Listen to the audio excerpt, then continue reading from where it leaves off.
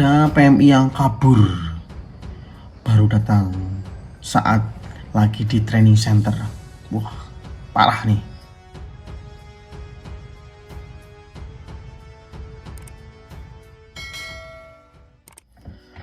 Assalamualaikum warahmatullahi wabarakatuh. Berjumpa lagi dengan saya Wahyu di channel Wahyu.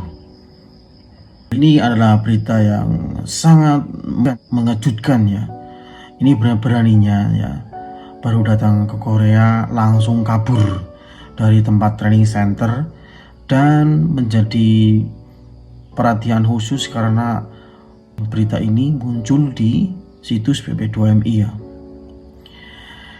Belum ada motivasi yang jelas ketika kabur, tapi kalau dilihat dari PMI ini yang ikut sektor phishing ya, jadi kemungkinan besar dia kabur karena sudah merencanakan untuk kabur ketika sampai Korea ya, tentunya dengan iming-iming atau dengan ada teman yang sudah di Korea, kemudian dia proses lewat phishing dan sudah berniat kabur ya, seperti itu. Jadi beritanya seperti ini yang sudah diumumkan di PP2MI ya, tentang pengumuman kasus pekerja migran Indonesia program G2G Korea Selatan yang melarikan diri dari tempat pelatihan. Nah, ini diterjemahkan sebetulnya surat itu dari HRD Korea ke PP2MI dengan bahasa Indonesia ya. Jadi PP2MI menerima informasi dari Human Resources Development Service of Korea atau HRD Korea melalui surat tanggal 20 Oktober 2023 bahwa salah satu pekerja migran program G2G Korea Selatan telah melakukan tindakan ilegal, yaitu melarikan diri pada saat tiba di NFFC Training Center wilayah Gyeonggi-do ya. Ini kabur nih. Jadi terbangnya tanggal 16, kemudian tibanya tanggal 17 di Korea Selatan, kaburnya tanggal 18. Nah, ini dilaporkan tanggal 20 ya. Namanya itu adalah Setiawan Danang Bagus Ardiansah ya. Kita nggak usah tutup-tutupi. Namanya adalah Setiawan Danang Bagus Ardiansah. Nomor ID-nya ini sektornya ya perikanan, atau yang terkenalnya itu adalah fishing ya. Itu tadi. Terus lokasi kaburnya tak sama di NFC Training Center Gyeonggi-do. Alamatnya juga ini orang Jombang, Kepanjen ya, Jawa Timur ya. Dari pihak PP2MI pasti menyesalkan peristiwa seperti ini ya, sampai terjadi dan nekat banget kabur ya dari training center ya di Gyeonggi-do itu, dan itu merupakan suatu pelanggaran kontrak kerja ya, dan ini menjadi ilegal ya, dan melanggar aturan keimigrasian, kemudian bisa dikenakan ancaman hukuman di Korea Selatan itu dengan denda maksimal sampai dengan 30 juta won atau sekitar 352 juta rupiah, terus dipenjara hingga menunggu proses deportasi ke Indonesia. Restriction to re-entry, dilarang untuk kembali atau datang ke Korea dengan di durasi hukum maksimal selamanya tidak diperbolehkan masuk ke Korea Selatan. Wah.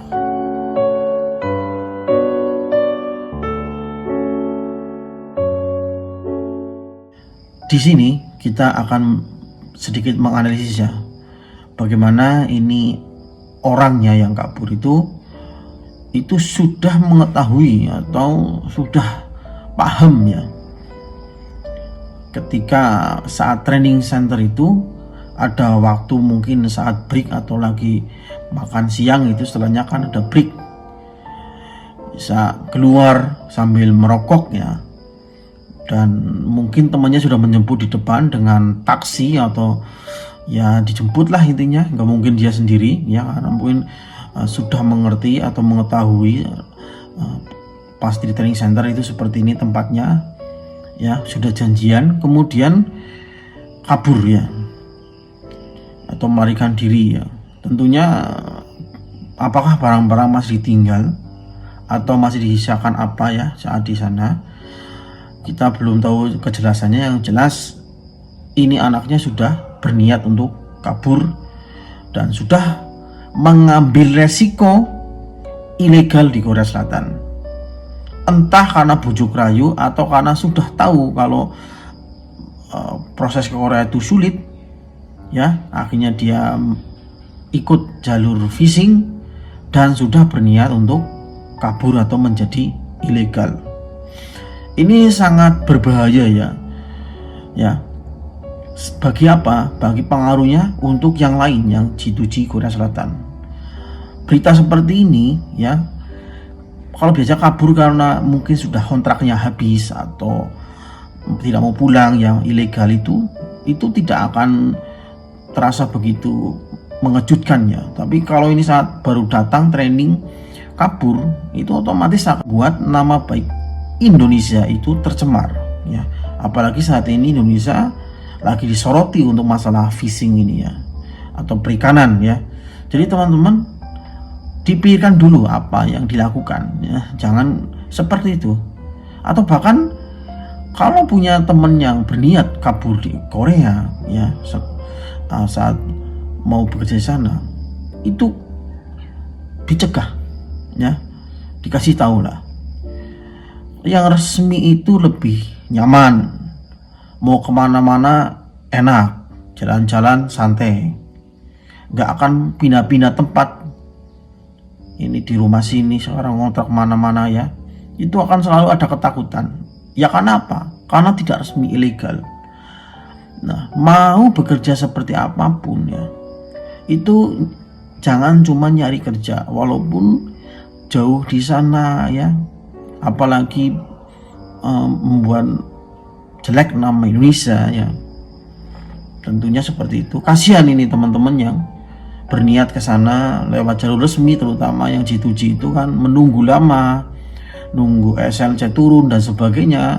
Itu melihat berita seperti ini kan akan menjadi perhatian khusus bagi hari di Korea ya, gitu kan. Selama ini anaknya belum ketemu, ini sangat berpengaruh pastinya dengan kuota nantinya, dengan kebijakan-kebijakan yang akan diambil oleh di Korea Selatan ini dengan keadaan seperti ini. Padahal Thailand dan Vietnam itu sedang bermasalah ya untuk pekerjaannya, karena banyak yang terlibat narkoba, kemudian ada yang kaburan ilegal itu banyak. Nah ini kok malah ikut-ikutan ya, ya sangat bodoh ya untuk nggak pikir ya. Siap mental nggak untuk bekerja? Jangan 1 bulan kemudian jadi kaburan. Hati-hati. Ya, karena kalau Anda menjadi kaburan, maka Anda dipastikan tidak bisa lagi masuk Korea. Kemudian di dalam negeri kita perketat. Jika Anda menjadi kaburan, suatu saat Anda pulang ke Indonesia, jangan bermimpi Anda bisa berangkat kembali bekerja di negara mana. Kenapa saya harus keras seperti ini? Karena saya tidak ingin, karena ulah mereka yang kaburan, tiba-tiba Korea menyetop penempatan ke Korea. Itu artinya apa? Saudara-saudara dolim kepada anak-anak bangsa yang lain yang memiliki mimpi bekerja ke Korea. Jangan dolim. Dan itu bisa terjadi loh. Kalau kekaburan ini semakin banyak jumlahnya, tiba-tiba Korea menyetop, tidak menginginkan lagi negara mereka didatangi para pekerja di Indonesia karena mental-mental kaburan tadi. Itu artinya apa? Mimpi anak-anak bangsa yang lain tahun depan, 2 tahun depan, 3 tahun depan, itu gagal. Siapa ini yang yang memprovokasi gitu kan? Pokoknya dipikir dulu kalau mau bertindak seperti itu ya. Efeknya itu ke negaranya ya. Semua orang kena nanti. Itu ya. Si tindakan ilegal seperti ini ya, itu sangat merugikan ya bagi negaranya. Bukan cuma 1 orang, 2 orang saja. Kamu di sana ya bekerja ya, di mana-mana itu uangnya banyak, tapi kalau nggak berkah caranya gimana coba? Habis bro ya. Berapapun uangnya kerja di Korea, banyak kan seperti itu ya. Kita nyari uang itu besar ya, tapi nyari berkahnya juga. Jangan cuma bekerja ya, dapat uang banyak, dikumpulin kayak gitu, cari keberkahannya. Biar apa? Biar lama itu berlangsungnya. Itu harta kita itu kan nanti ditanggung jawabkan ya, nanti dikirim ke Indonesia, ke keluarga ya kan. Itu mengaruhi pasti itu. Banyak teman-teman saya yang nggak cukup terus ya di Korea ya, bahkan merasa belum mau pulang gitu karena takut di Indonesia itu kan. Ini apa ya kan? Jadi dulu niatnya apa ke Korea, sampai sana lupa diri kebanyakan ya. Saya itu bukan contoh yang baik, tapi berpikirlah untuk masa depan masing-masing. Pikirkan, banyak teman-teman kita yang ganti visa kalau mau betah di sana, belajar, harus ada pengorbanannya. Belajar lagi bahasa Koreanya seperti itu. Ya. Wah, ini Mas Bahuru kok menghimbau seperti ini. Siapa saya ini ya? Enggak. Ya bilangnya saya orang biasa aja yang pernah bekerja di Korea Selatan dengan jalur resmi, dengan susah pahitnya proses ke Korea Selatan, tapi tetap bertahan di sana dengan tetap tidak mau ilegal ya, dan pulang ke Indonesia juga insya Allah bisa membawa keberkahan dari hartanya, dari pekerjaan yang kita lakukan di sana. Status itu mempengaruhi ya. Nanti silakan coba kita titeni aja, kalau sampai Indonesia lihat hasilnya seperti apa. Orang-orangnya seperti itu, gampangnya dia takut sekali ya, kehilangan pekerjaan, kehilangan harta ya, kayak gitu. Apalagi cara memperolehnya dengan ilegal di sana yang membahayakan bagi orang lain. Itu mana ada berkahnya seperti itu? Tidak ada. Kita nyari banyak, tapi yang berkah berlimpah.